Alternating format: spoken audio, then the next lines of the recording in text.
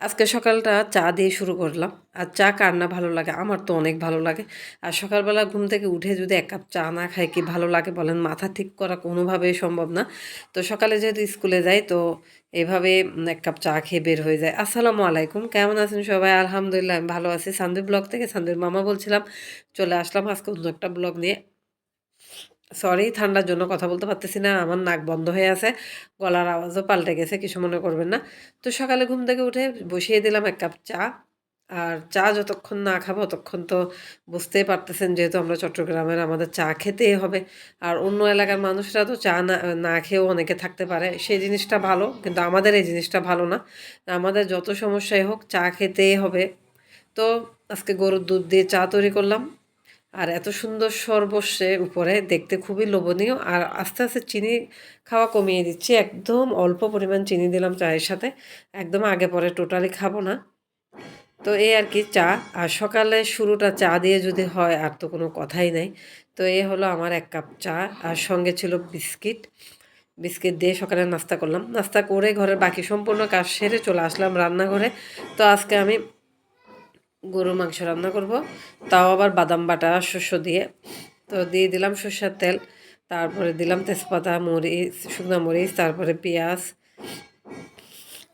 সব কিছু দিয়ে এটাকে একটু করে নেড়ে চেড়ে নিচ্ছি।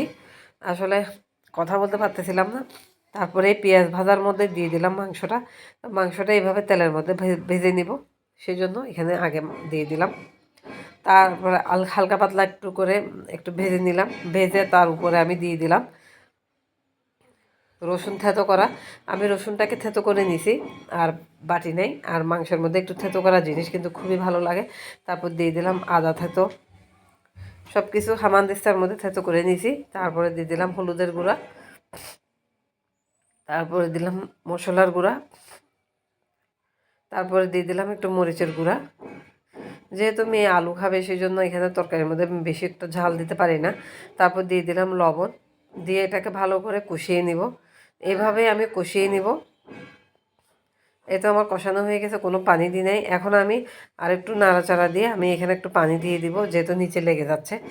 নিচে লাগলে তো এটা একটা পোড়া গন্ধ হয়ে গেলে মজা লাগবে না। তো আমি অল্প পরিমাণ পানি দিলাম, দিয়ে এটাকে মশলাটাকে আবার কষিয়ে নিব। এইভাবে ঢাকনা দিয়ে রেখে দিব।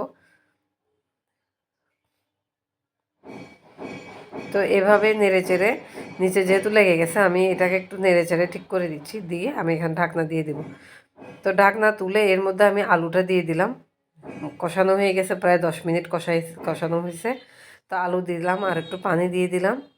আর আলু ছাড়া তো আমি মাংস চিন্তাও করতে পারি না। আমি যেভাবেই রান্না করি না কেন আমাকে আলু দিতেই হবে। দিয়ে দিলাম বাদাম বাটা।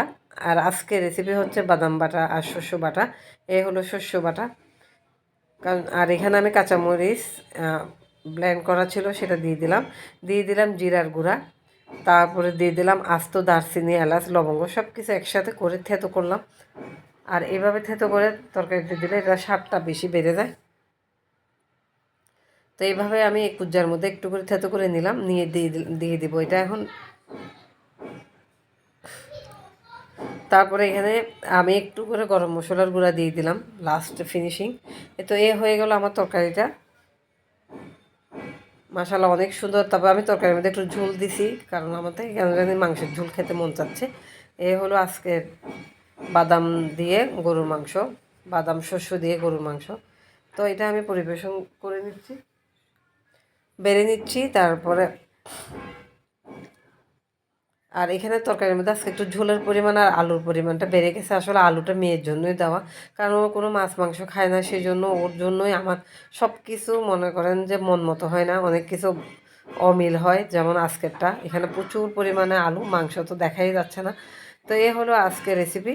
যদি ভালো লাগে, যারা ফেসবুক থেকে আমার ভিডিওটা দেখতেছেন তারা একটা ফলো দিয়ে দিবেন, আর যারা ইউটিউব থেকে আমার ভিডিওটা দেখছেন তারা একটা সাবস্ক্রাইবার করবেন, একটা লাইক দিয়ে দিবেন, একটা কমেন্টস করবেন। আপনাদের একটা লাইক কমেন্টসে আমরা আরও উৎসাহিত হই। ধন্যবাদ।